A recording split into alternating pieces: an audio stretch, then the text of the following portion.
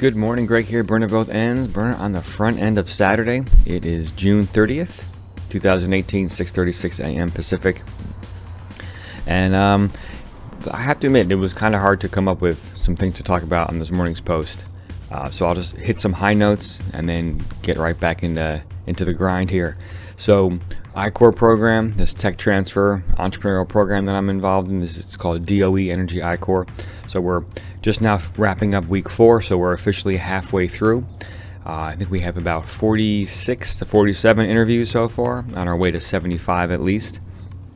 And that's just, I guess it's not an arbitrary number for the program.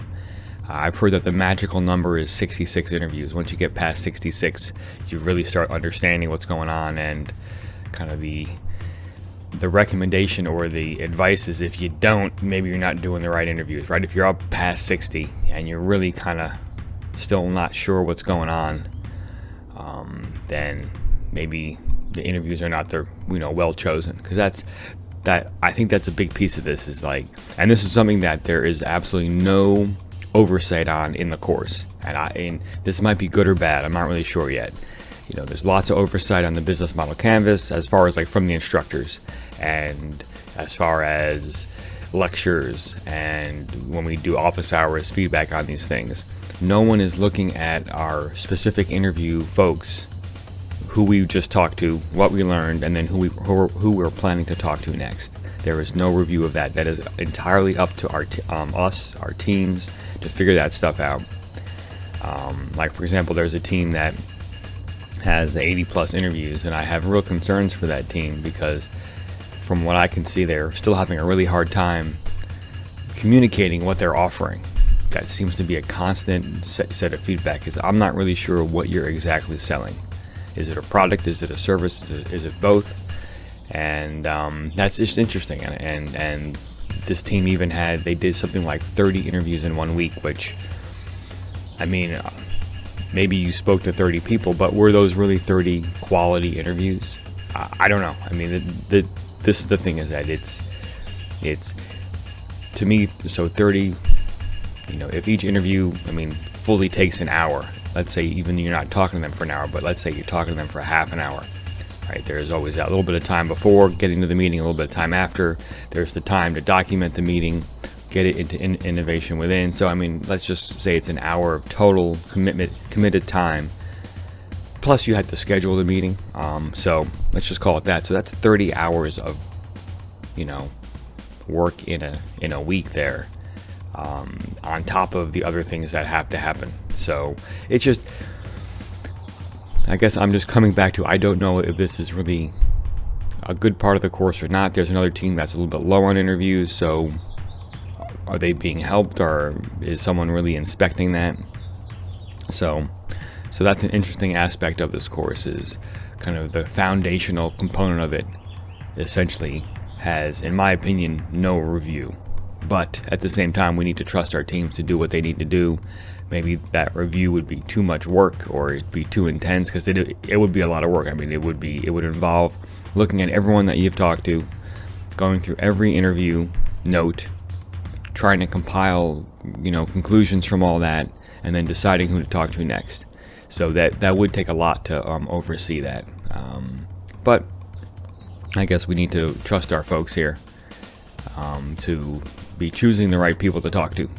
And I'd say, one thing for us, that's one thing I'd say we're really working well on, and I'm really glad that our industry mentor is so involved. And just because he's really providing a lot of guidance in that direction, and questioning a lot of things, which is great, because he's got the technical know-how to engage our principal investigator and challenge him, and I really like that. As a matter of fact, yesterday on a call on an interview, and I thought this was I was a little bit concerned, but it was fine the way it worked out. Our industry mentor, like in front of the interviewee, challenged the principal investigator on a technical requirement, and it was interesting, because it really wasn't, in my opinion, appropriate for the call. Right? We shouldn't be getting into this discussion in front of someone else. This is a private team matter to talk about, but it was interesting. But I like our industry mentor. He just he's retired. He's been through the fire, right? He's owned his own company. He's had successes. He's had failures, and I can just totally see his attitude is like, I don't really care. I'm just gonna speak my mind, and it's too bad if you don't like it. And I really appreciate that about him. I really do. And we kind of have this running joke where I don't want to say complains, but he seems to like kind of, he's like an older man, and you can imagine him being almost like a grumpy old man in a way. And but I love him for it. When we were first got in the course, he had a lot of critical feedback for the way the course was being, essentially the core material of iCore and the Lean Startup, this whole customer discovery. Don't talk about the technology, open-ended questions, business model canvas, and all, this essential overall process. So he had a lot of critique on the front end about what we were doing, and it was I just remember getting a bunch of emails, and then also he had a lot of critiques on kind of the way that they set the course up from a the context of the course. This be on time, don't be late. This upload this by 7 a.m. and not 7:01 a.m. That kind of hardcore, kind of whip cracking kind of context. And I dig that kind of context because it makes things very black and white and simple from like an execution standpoint. And so, but we had this kind of running joke where he keeps saying, if we can figure this out, then I'll be happy. And I keep saying, hey, I want to make sure that you're unhappy the entire time, because that's when I know there's tension and we're all thinking and we're all, asking hard questions, right? I mean, that's kind of where this whole thing, that's what makes this so difficult, I'd have to say, is just the discomfort, the constant discomfort and tension in the room or amongst the team, because we're constantly, not knowing what's going on, right? The minute we learn something, now, the minute that we learn something, that is the act of, paddling down the river and hitting the next bend. And so we paddle down the river, now we know something, and now we look down the next bend, and now we see what we need to know next. And it's just this constant process of doing this. So every time we think we know something, now we find out 8 more things we got to find out. And that creates tension, that creates discomfort. That's why this is difficult. And this is where that patience and persistence piece comes in. This is that way, right? The patience allows the stress not to build up, and the persistence just, kind of gives that comfort, that knowing that we're gonna keep going, we're gonna keep looking at this, we're gonna keep digging deeper. And I really see us doing that in this course. We're halfway through. We've done a great job, right? So we're actually pursuing like 3 different applications. One's our major one, so we're definitely hitting that one really hard. We've learned the most on that one. Most of the interviews are scheduled in that direction, but we want to keep our eye on these 2 other applications, and so we have mild interviews there. But I'm just really enjoying this process, and I'm going to be kind of disappointed when it's over, even though I'll be a little bit thankful, because then we'll be out of this kind of this intense schedule. But the intense schedule is going to continue. It's just going to be with other things. So it's just not going to be with this specific team. So we will see what happens. But yeah, I'm excited. And so the Success Journal, by the way, is really living up to its name. Really enjoying going through it, and it's kind of saving my butt in a lot of places, because this is the risk when one gets involved in a program like this, is the focus is so heavy on the program that these other things get ignored or forgotten. And just keep them going. Just keep those wheels spinning. And for some projects, it doesn't take much to keep the wheels spinning. Like that one project, row 11 CSE. I'm mostly in a very mild support role on that one. I've delivered all the hardware. Now it's up to the scientists to get things up and running, and so I'm in a very mild support role. So, and what that looks like is just checking in and calling a couple times a week to see if they need help with anything. And most of the time the help is just kind of poking and prodding at people to remind them to do stuff. And so it's emails or phone calls, and that's kind of simple. So, and then other projects like HBD, these little spins on that produce other people realizing how much more work we have to do, which is kind of, I guess, good and bad, right? It's good because it's good to know about that, but it's challenging because I can only put so much effort in that program, right? This is the challenge of a matrix organization, is I'm only 30% on HBD, and so I can only do so much. And a lot of times with that project, I'm asked to do these kind of orthogonal things, like these proposals that we just won. And I'm really proud of that, by the way. We're going to get several $1 million into the company to do some really good work, so that's awesome. And then a little bit of awkward thing is where I work, my contract ends February 1st, but I was just asked by this gentleman that runs this whole department to project manage these new projects, which are probably 18 to 24 months. And so it's a little awkward. So they have to obviously extend my contract if I'm going to do that work. This is definitely a promotion style opportunity. Definitely being asked to do something well above what I've been doing before. So it's exciting, but it's a little bit awkward at the same time because I have to admit my company has been struggling with what to do with me, and it's kind of a weird space to be in. So we'll see what happens. Well, I think that they want me to stay on for this project. They'll extend my contract, I'm sure. Oh, there's a bug back there, but like the sequencing is a little bit weird here, right? So I was just asked to do it like a 2-year commitment when from my company I only have a 7-month commitment. So we'll see what happens. But that's the challenge with being such a small piece on a project, is that when a fire comes up and they want me to put a fire out, it's like that just took up my time for the month.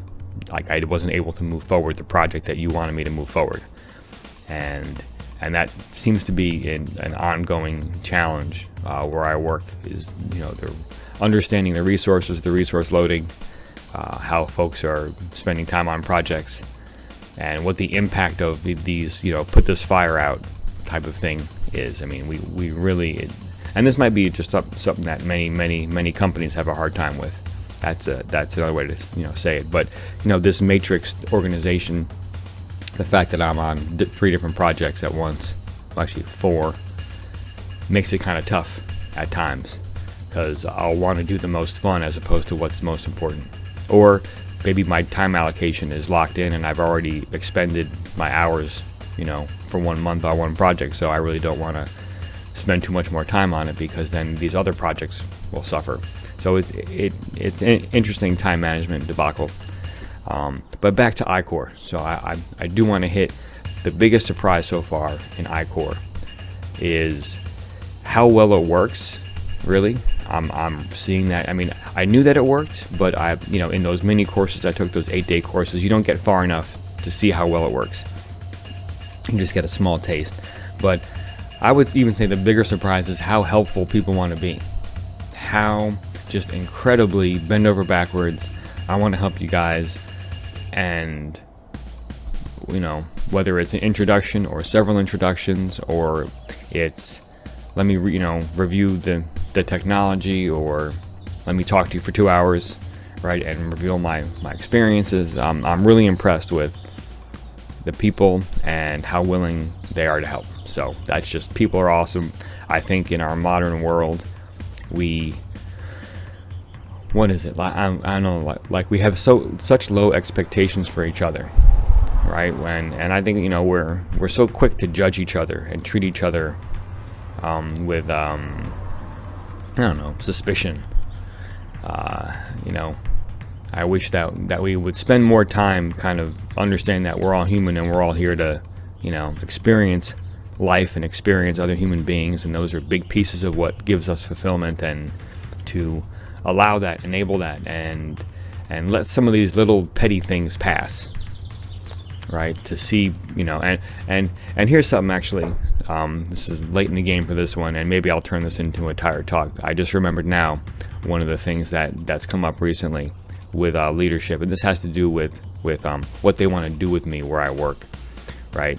So, and this is like an overall general leadership challenge, right? So, and I'll use my own experience. So when I'm leading someone, right? And especially if I'm trying to, assess performance, right? The danger as a leader when I'm looking at someone working is it's very easy for me to see what they're not doing, right? What they haven't done, right? So here they have a project it's been going on for a month. These are the expectations.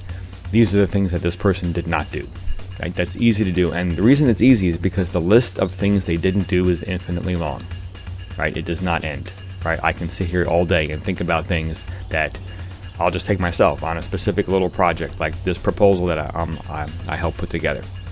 It was like mid-April or something for 2 weeks. Very challenging for me. I had to work with a lot of different people that I was working with for the first time, and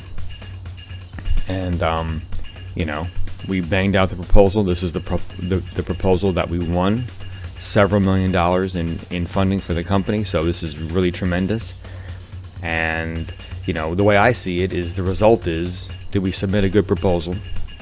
Do we think we can do it for that amount of money? Are we confident that we can build this thing?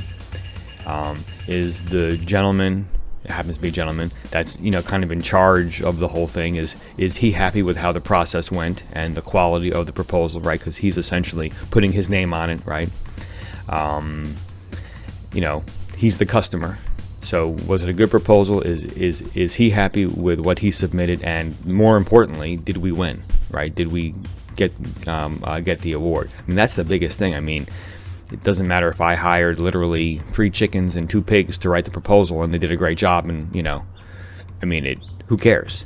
That's kind of my opinion.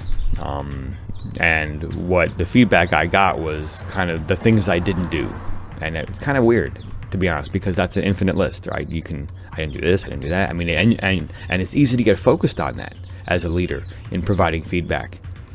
And what I found is more difficult is focusing and really understanding what I did do, what did happen, right? Because that's very difficult to figure out.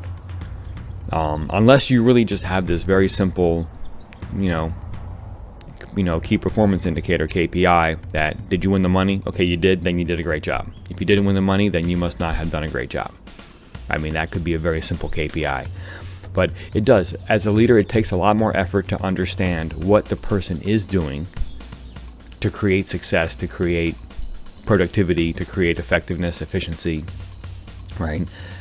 Is it how they ran a meeting, or just the fact that they set up a weekly check-in with some key people, so that way they kept this project on their radar when those key people were focusing on something else, but I needed them focusing on this for 2 weeks, and I needed a few key pieces of review and feedback, and maybe I did a really good job queuing those people up, making communicating that I needed them for these specific things, getting them what they needed, and actually this is really what I was doing. Getting them what they needed to help me write this proposal, kind of enabling them to support me, right? That's this leader being of service. And what I find is that in leadership, it's harder for me to analyze, someone and find out those things. It's easier for me to see what wasn't done. And that's, I have to say, that's the kind of feedback that I'm getting where I work. And I guess I just don't know the benefit of it. I think it's important to get some tips and tricks, and hey, maybe you could have done this differently here.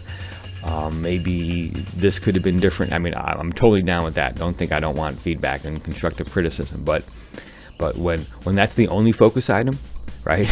And the fact that we just won several $1 million, and the main person who oversees the facility is thrilled. The customer, in other words, it's a little suspect, I'd have to say, and this is where I'm kind of hitting this weirdness where I work, where they don't really know what they want to do with me. And we'll see how this pans out. We'll see how it moves forward here. We'll see what because now that this main person has asked me to manage these projects, it's kind of a whole different ballgame now, because now there is a roughly 2-year commitment there that they want me to take, and so we will see what happens. And I hope that we're able to follow all this. I'm realizing I'm jumping around quite a bit, but I find with these posts, it's good for me just to get some of the stuff out and talk about it. It helps me out. So this is just kind of part of this process. So I'll wrap here. So this is, this channel is all about my journey, my experience, for better and for worse. I'm definitely interested to see what happens with the work situation, to see what ends up happening there. I just said that like twice right now. But this is all about my journey, my experience. I'm really enjoying this journey. I'm really enjoying the burn at both ends schedule. Sometimes it is tough to get up in the morning, but just push right through it. And typically by the time I get sitting down here and I get that garage door open and that cool air hits me, it's pretty good. I'm really glad that I got up and I didn't even sleep just for another like half an hour or something. That was tempting this morning. But this is all about my journey, and so subscribe if you like what you hear. Ask questions down below, comment. I want to be of service, so please let me know what I can do to help. And go out and do great things this weekend. This can be a big family weekend. We got a lot of stuff going on. And then, of course, July 4th is Wednesday, so we have 2 parties to go to. I'm psyched about that. My kids are going to love that. And, so do great things today. Inspire folks. Crush it. Check out the description. There's some good motivational sites down there. There's some great music. The ENS platform is social media, voice-based social media platform. I'm really digging that. Check it out. You can definitely hear me on ENS. And then, and then the beat in the background is an Afro beat inspired by fellow hoodie. My alter ego is G Money. I write these beats. So check them out on SoundCloud. There, you can hear them for free. Working on the second album right now. That's slow and steady wins that race, I'll tell you. But definitely part of the burn at both ends posting, and the change after iCore is we're going to start kind of going and I'm going to start like kind of revealing these different paths, these different branches of kind of what I practice, right? That's I'm big on Gary V's be a practitioner, and so that's kind of the foundation of this channel is talking about things that I practice, things that I've been practicing for years. The weakest of the 4 things is the business side, and so that's why I'm so glad I'm in this training, and I have to admit, I'm really honing my game right now. I can see other places that need work is my ability to pitch and tell a story, so that's another kind of work item that I want to work on, because everything's about pitching, right? Everything. So gotta get really good about that. So or I want to get really good on that. So anyway, have a great weekend, and I will see you this evening.